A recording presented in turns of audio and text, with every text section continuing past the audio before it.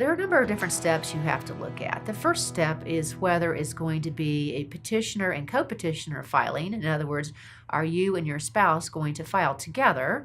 And if you are, you're both going to need to sign off on the petition for dissolution of marriage. That does save the cost of the filing fee for the respondent. If you're not going to do a petitioner and co-petitioner filing, then if you are the petitioner, you have to decide how you are going to get the paperwork served on the other party.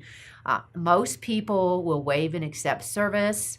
I always call, unless there's domestic violence involved or some high conflict situation. I would say 99% of the time, someone comes in to see me and we decide to go ahead with the dissolution of marriage petition. I always call the other side up and say, hey, look, I have the paperwork for you. How can I get it to you? I'd like for you to sign a waiver and acceptance of service so that you acknowledge receipt of the documents for purposes of due process. I really don't want to have to send a process server to your door or a sheriff to serve you. So the first step is, how are you going to file your petition?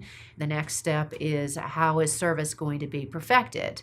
Then the third step is getting the petition on file with the appropriate court. So you look at the county where you reside, and that typically is where you're going to want to file your case. We obviously handle all filing for you if you come in and retain us. Then the next step is attending the initial status conference. So after your case is filed in all of the counties, you're going to have to go to an initial status conference. Both parties need to go. They need to appear in person if at all possible. You will either meet with a family court facilitator in most instances or a magistrate judge. And the purpose of that meeting is to make sure that you understand your rights and responsibilities through this process, that you understand that you need to complete a sworn financial statement and provide mandatory financial disclosures, and that if you have minor children, you need to go to the appropriate parenting class. Also, at that initial status conference, we will discuss whether or not one party or both need temporary orders.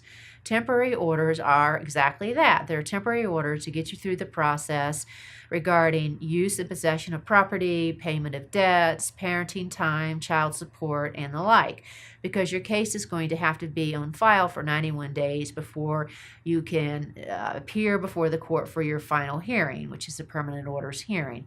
So you might need interim relief during that process.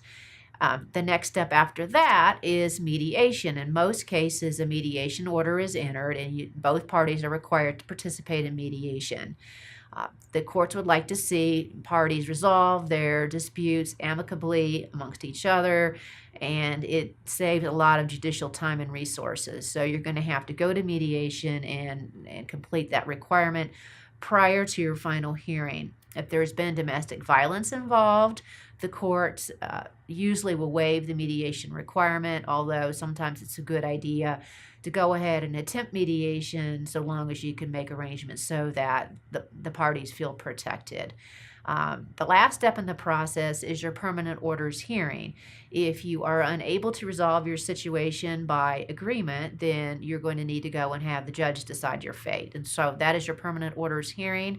It's usually set for either half a day or a full day, depending on the number of issues that you have.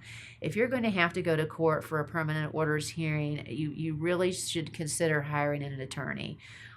If you have a contested hearing, it is not a good idea to go in and do that pro se. Most people they freeze when they get in there. So hire an attorney to represent you. Come in and talk to me and see if I'm the right fit for your situation.